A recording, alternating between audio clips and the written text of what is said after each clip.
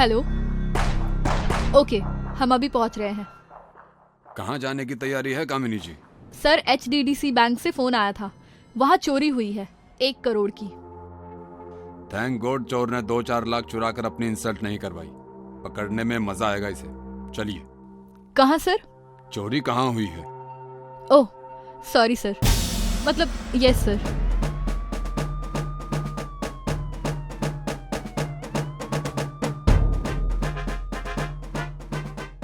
Sir, मैं धीरज Gupta, bank का manager. Sir, मैं और एक सहकर्मी बैंक 10 बजे पहुंचे तो देखा बाहर गार्ड सोहन बेहोश पड़ा था और गेट का ताला टूटा हुआ था। अंदर जाकर देखा तो लॉकर खाली था। गार्ड कहाँ है?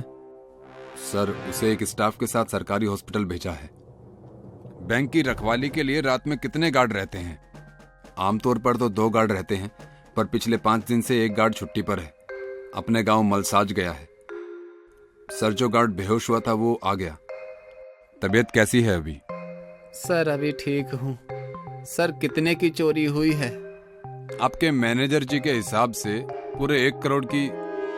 आई एम सॉरी सर, मेरे रहते ये चोरी हो गई। लेकिन कसम से सर, अगर चोर मेरे सामने से आते तो मैं उनका गला दबा देता। कोई बात नहीं सोहन जी, सब वक्त का खेल है। जो गीदड़ शेर पर वार कर जाता है। आप टेंशन मत लीजिए, हम आ गए हैं ना, पकड़ लेंगे। वैसे ये सब हुआ कब था? तकरीबन 12 बजे। मैं चेयर पर बैठा हुआ था कि अचानक पीछे से किसी ने मेरी गर्दन पर इंजेक्शन से कुछ इंजेक्ट किया। बस मुझे इतना ही याद है सर। उसके बाद मेरे साथ क्या हुआ मुझे कुछ नहीं पता।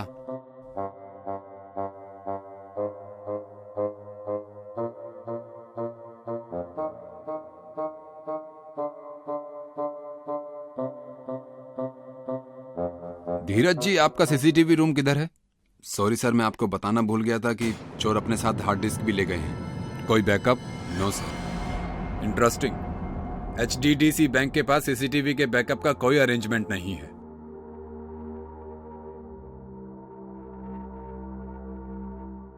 सर, 5 दिन हो चुके हैं, लेकिन हम बैंक लूट के केस में 1 इंच भी आगे नहीं बढ़ पाए हैं। ऐसे में ये केस कैसे सॉल्व होगा सर? टेंशन मत लीजिए कामिनी जी, केस सॉल्व नहीं होगा तो इसका भी इलाज है मेरे पास। कैसा इलाज सर? केस फाइल बंद करके पेंडिंग केसेस में डाल देंगे, पर टेंशन नहीं लेने का। अरे सर, आप भी। सर, कॉल है। Please go ahead. Hello, junior sub inspector Kamini speaking. क्या सर, बैंक लूट का केस क्लोज नहीं करना पड़ेगा? मतलब?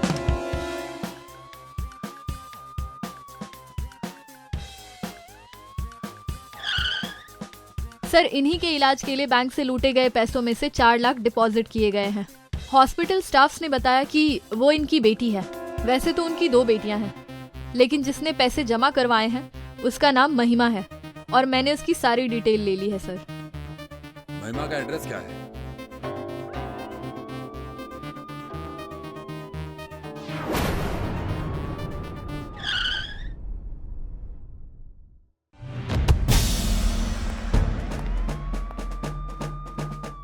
संभल कर। सर, ओह गॉड।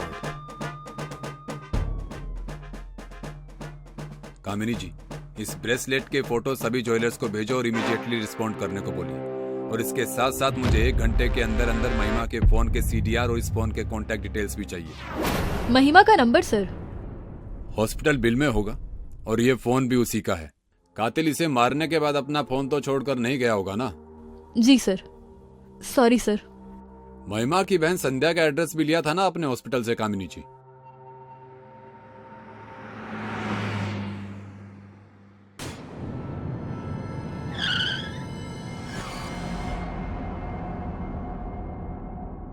जी, आप लोग? हाय संध्या जी, मैं असिस्टेंट सब इंस्पेक्टर कामिनी और ये सीनियर इंस्पेक्टर मिस्टर राठौर। आप महिमा की बहन संध्या है ना? जी। आपके पिताजी जीवन हॉस्पिटल में एडमिट है ना? जी, मैं वहीं जा रही हूँ। लेकिन बात क्या है, आप ये सब क्यों पूछ रहे हैं? वो एक्चुअली आपकी बहन का किसी ने उनके ही घर में रस्सी से गला दबाकर मर्डर कर दिया है। नहीं, ये नहीं हो सकता। कल रात ही तो मिली थी वो। संभालिए अपने आप को संध्या जी, प्लीज। किसी ने मेरी बहन को। ये तो इन्वेस्टिगेशन के बाद ही पता चलेगा। उसी सिलसिले में आपसे कुछ पूछने आए हैं। पूछिए। कल महिमा ने अपने पिताजी के इलाज के लिए हॉस्पिटल में 4 लाख रुपए जमा किए थे। आप बता सकती हैं कि इतने रुपए उनके पास कैसे आए? नहीं पता सर, लेकिन इतना जरूर पता है कि वो लोन के लिए ट्राई कर रही थी। हमें महिमा की बॉडी के पास से ये ब्रेसलेट मिला है। क्या आप इसे पहचानती हैं? जी नहीं।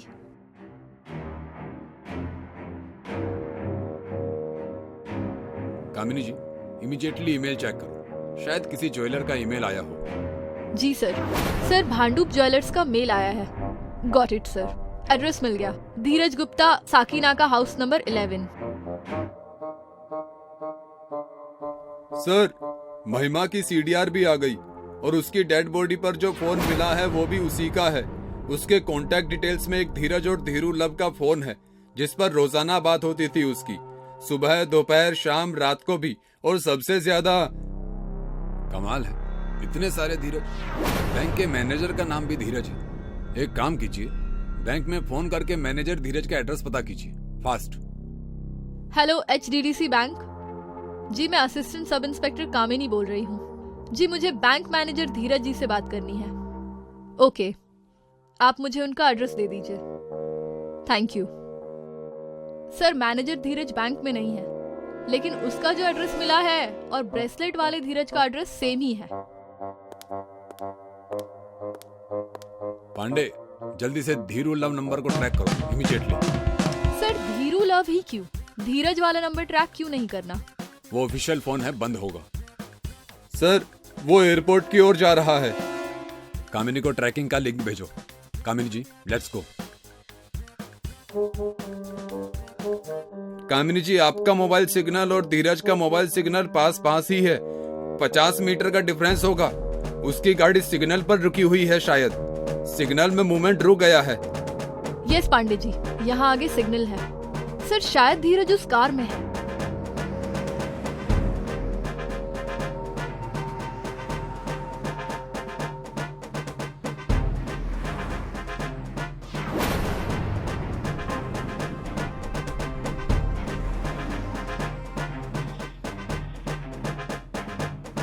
धीरज, रुक जाओ, तुम अब भाग नहीं सकते।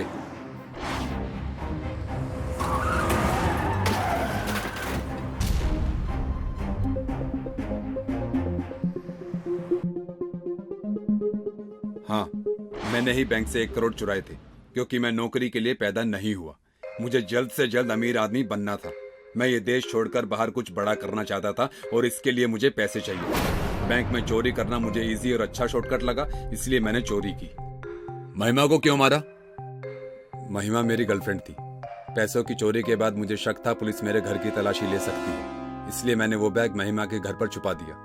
लेकिन उसे पता चल गया और उसने मुझे बिना बताए उसमें से 4 लाख रुपए निकालकर अपने पिता के इलाज के लिए हॉस्पिटल में जमा करवा दिए, जिसके बाद हम दोनों के बीच बहुत झगड़ा हुआ। और उसी झगड़े में टेंशन के चलते मेरे मुंह से निकल गया कि वो पैसा चोरी का है, जिसे अभी खर्च नहीं कर सकते। चोरी का पता चलते ही वो आप लोगों को सब बता देने की धमकी देने लगी। मेरा गुस्सा बढ़ गया और मैंने उसे मार दिया। जिंदगी में जब भी कोई इंसान सफल बनने के लिए मेहनत को छोड़कर शॉर्टकट अपनाता है तो उसका वही हाल होता है जो तुम्हारा हुआ है। अब शायद तुम खुले आसमान का सूरज कभी नहीं देख पाओगे, उम्र भर जेल में ही सड़ोगे और शायद यहीं मर जाओगे। पुलिस स्टेशन में सुबह सुबह फोन की घंटी बजने लगी तो इंस्पेक्टर राठौर गुस्से में बोले, कोई है कि नहीं? फोन तो उठाओ। Yes sir.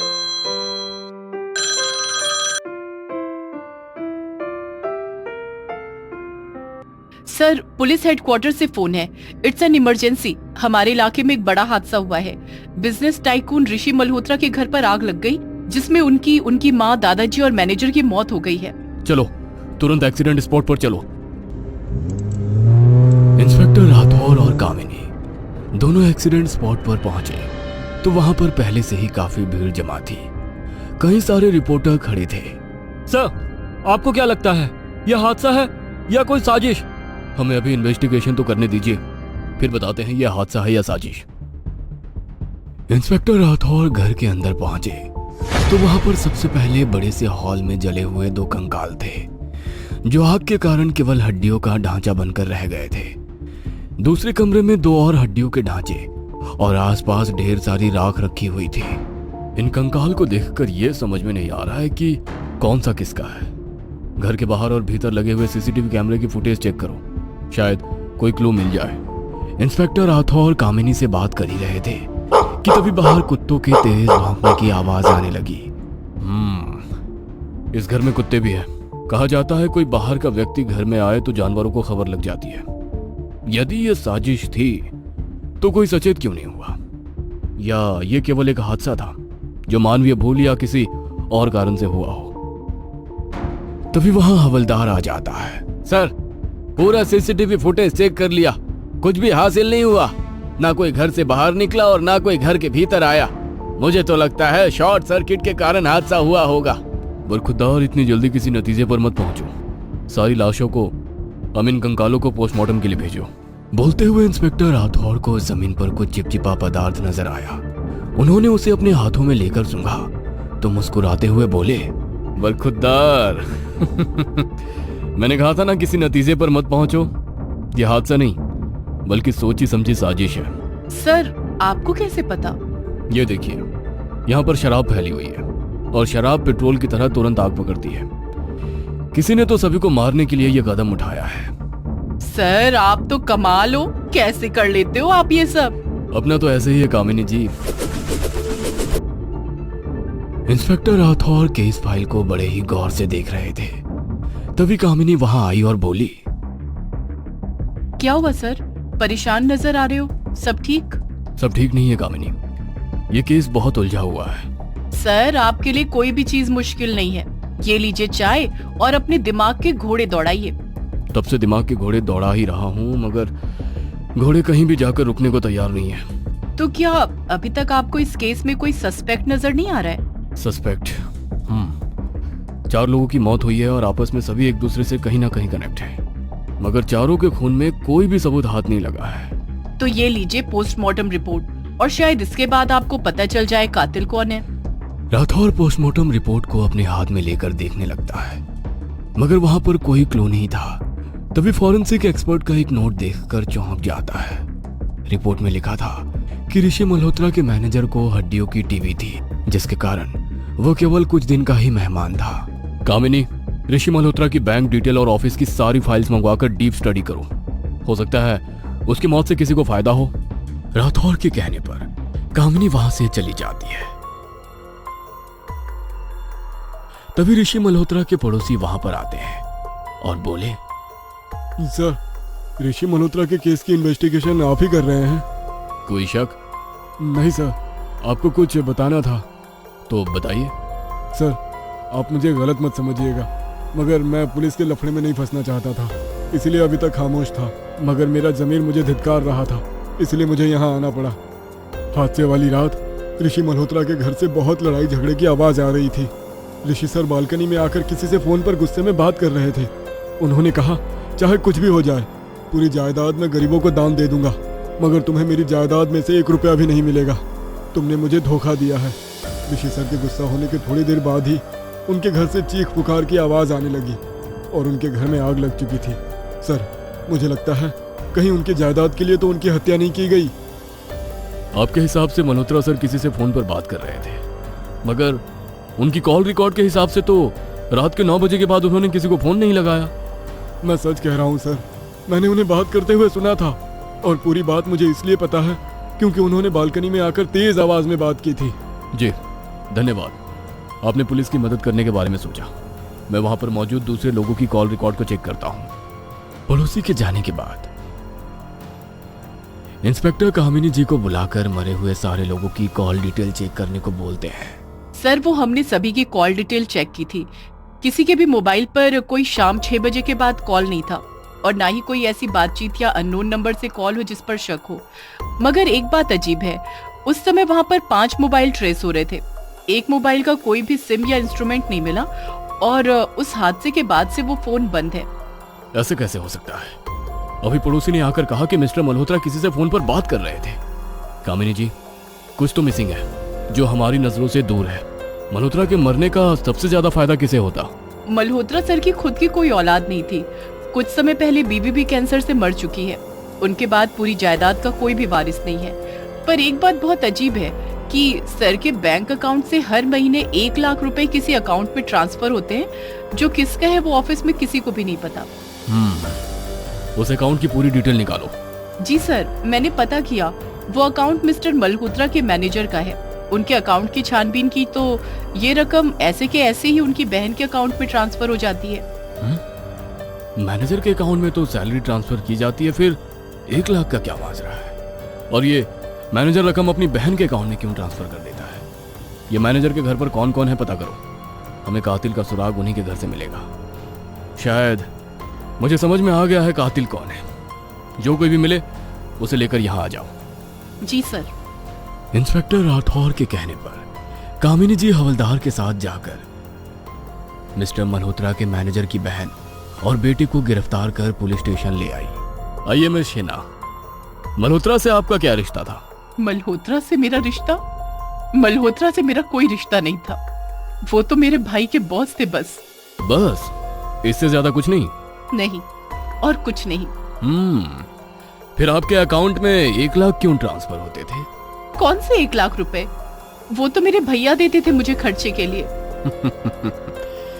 कामिनी जी, उन्हें जरा पुलिस के डंडे का जोर बताइए ताकि ये सब सच बोले। कामिनी जी जैसे ही उन लोगों को डराने के लिए डंडा उठाती है, डर के मारे शीना सब सच सच बोलने लगती है। मिस्टर मल्होत्रा की कोई संतान नहीं थी, इसीलिए वो हमेशा परेशान रहते थे।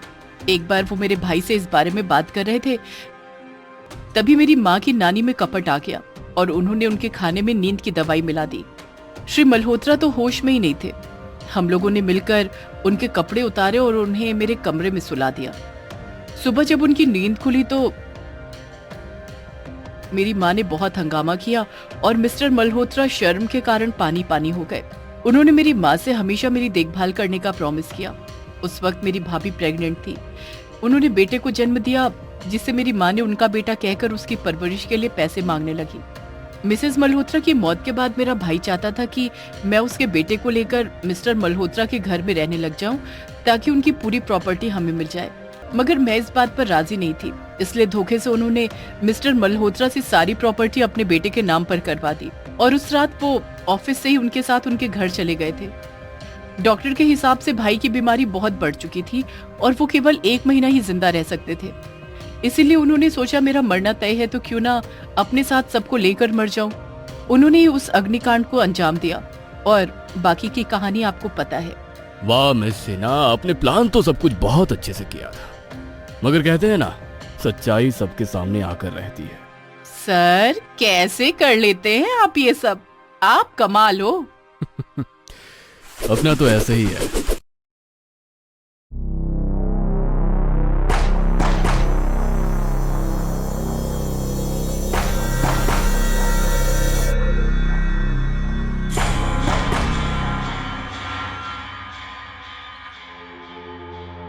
सर, एक आदमी आया है, अपना नाम श्यामलाल बता रहा है। उसे चोरी की रिपोर्ट लिखवानी है। तो फिर लिख लीजिए, इसमें पूछने वाली क्या बात है? सर, लिख तो लूं, पर यह आदमी आपसे ही मिलकर रिपोर्ट लिखवाना चाहता है। ठीक है, बुलाओ उसे। आ जाइए। नमस्ते सर, मैं श्यामलाल, वो लाल चौक पर कपड़े की दुकान है मेरी। जी, क्या चोरी हो गया है आपका? सर, कंगन चोरी हो गई है। और कुछ भी चोरी हुआ है क्या उसके साथ? नहीं सर, बस कंगन ही चोरी हुआ है। कंगन सोने का है या चांदी का? पीतल का सर। यहाँ मजाक चल रहा है क्या श्यामलाल जी?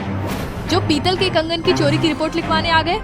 फालतू की चीजें ढूंढने का काम रह गया है क्या हमारे पास? मैडम, वो कंगन आपके लिए फालतू हो सकता है, मगर मेरे लिए नहीं। वो कंगन मेरी माँ की आखिरी निशानी है। उस कंगन से मेरी यादें, मेरे जज्बात जुड़े हैं, फालतू नहीं है वो। श्यामलाल जी, कामिनी जी की तरफ से मैं आपसे माफी मांगता हूँ। उन्हें पता नहीं था कि उस कंगन के साथ आपकी माँ की यादें जुड़ी हुई हैं। सर, एक समय था जब हमारे पास खाने के लिए कुछ पैसा नहीं था, तो माँ ने उस कंगन को गिरवी रखकर हमारा पेट भरा था। फिर मैंने पैसा इकट्ठा करके उसे वापस छुड़ाया था। वो कंगन मेरे लिए बहुत मायने रखता है सर। मैं जानता था पीतल का कंगन के लिए कोई रिपोर्ट नहीं लिखेगा, इसलिए मैंने आपसे मिलने की जिद की थी। हम पूरी कोशिश करेंगे कि आपका कंगन आपको मिल जाए, पर सवाल ये है कि चोर ने सिर्फ पीतल का कंगन ही क्यों चुराया? क्या पता सर, ये तो चोर ही बता सकता है। आप अपना एड्रेस लिखवा दीजिए, हम आते हैं थोड़ी देर में। तब तक आप किसी भी चीज को हाथ मत लगाइएगा। एड्रेस लिख लीजिए।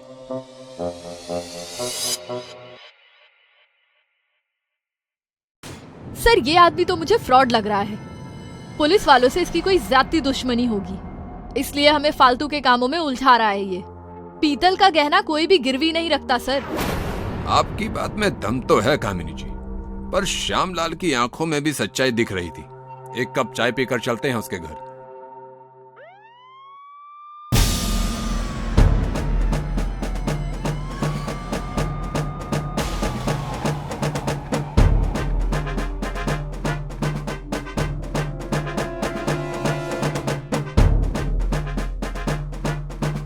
सर चोर ने पूरा घर इत्मीनान से खंगाला है।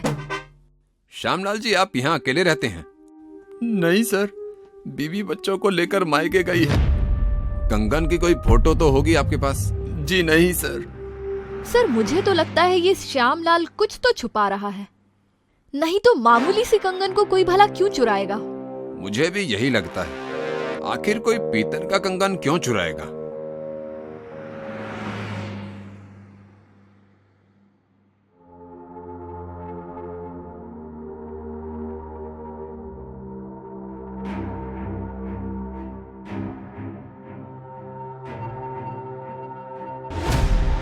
सर मैं तो कहती हूँ श्यामलाल को लाकर अपने राम प्यारी का स्वाद चखाते हैं, सब सच बाहर आ जाएगा।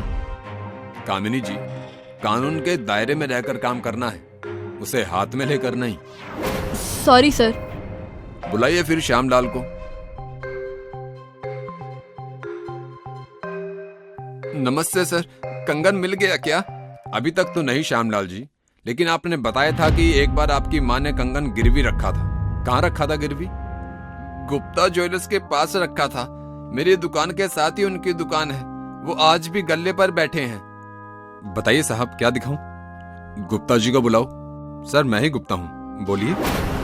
हाँ तू गुप्ता है क्योंकि तेरे पिताजी गुप्ता हैं, समझा? उनको बुलाओ। जी बताइए, क्या सेवा कर सकता हूँ आपकी? आप ये आपके साथ वाली दुकान वाले श्यामलाल जी को जानते हैं क्या?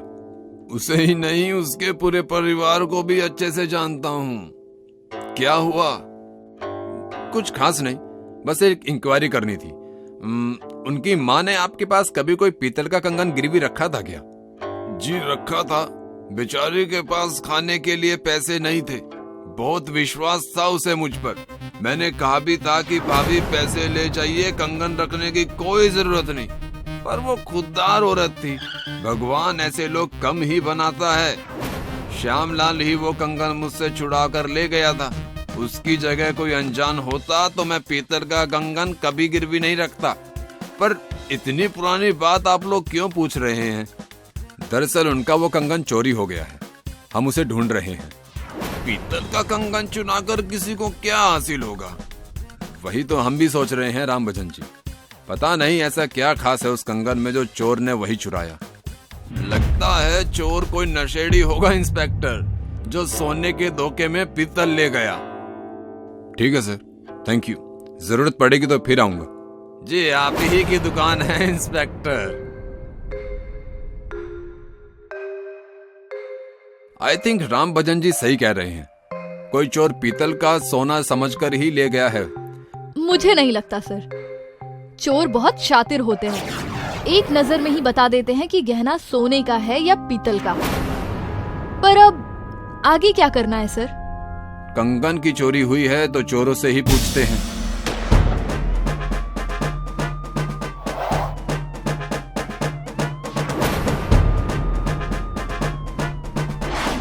सर आपने तो लगभग शहर के सारे चोरों को पकड़कर हवालात में डाल दिया। कंगन चोर का पता तो करना होगा ना। माँ की यादों का सवाल है कामिनी जी। तुम में से कौन है जिसने कुंज विहार के श्यामलाल जी के घर के कंगन चुराया है? जल्दी बोलो, वरना एक एक को इतना तोड़ूंगा कि कोई जोड़ नहीं पाएगा। साहब हम लोगों में से किसी ने चोरी नहीं की है। वो एरिया भीड़ नगर के भीमा का अंडर का है, वो नया है, हम उसे शक्ल से नहीं जानते। क्या कामिनी जी, पूरा शहर उठा लाए और जिसे लाना था उसे ही नहीं लाए।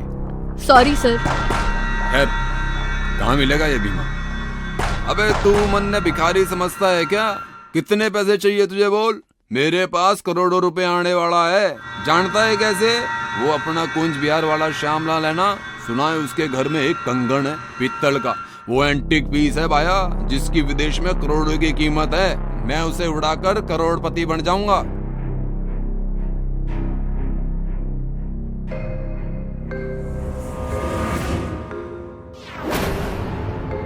कामिनी जी, तुम बाकियों पर नजर रखो, मैं इसके पीछे जाता हूँ। बस कर भीमा, इसी कंगन की तलाश थी। साहब मैंने कुछ नहीं किया। ये सिर्फ एक पीतल का कंगन है भीमा, बता तूने इसे क्यों चुराया? साहब गया तो मैं बहुत सारा माल बटोरने था, पर इस कंगन के सिवा वहाँ कुछ नहीं मिला। उस वक्त तो सोने का लग रहा था, इसलिए मैं इसे ले आया। लेकिन सुबह तक मुझे पता चल गया था कि ये कंगन पीतल का है, इसलिए साइड में पटक दिया था। और जब तूने सुना कि वो कंगन मामूली नहीं बल्कि करोड़ों का है तो तू उसे लेने आ गया। लालच ने तुझे फंसा दिया भीमा। अच्छा एक बात बता, चोरी करते वक्त तूने दारू पी रखी थी क्या? हाँ साहब, थोड़ी ज्यादा पी रखी थी। तू थोड़ा सच्चा और थोड़ा लुच्चा है। कुछ दिन निकाल अब इस मेहमान खाने में। राम भजन ने सही गैस किया था कि चोर शराबी होगा जो पीतल को सोना समझकर ले गया होगा। बुजुर्ग आदमी के पास जिंदगी का तजुर्बा होता है कामिनी जी, उन्हें थोड़ा सीरियस लिया कीजिए। तजुर्बे का तो पता नहीं सर, लेकिन आपने जिस प्यार से एक बेटे के लिए उसकी माँ के पीतल के कंगन ढूंढे हैं ना, उसके लिए सैल्यूट है आपको। आपकी जगह अगर मैं होती तो ये केस कभी नहीं लेती। श्यामलाल जी को बुलाओ।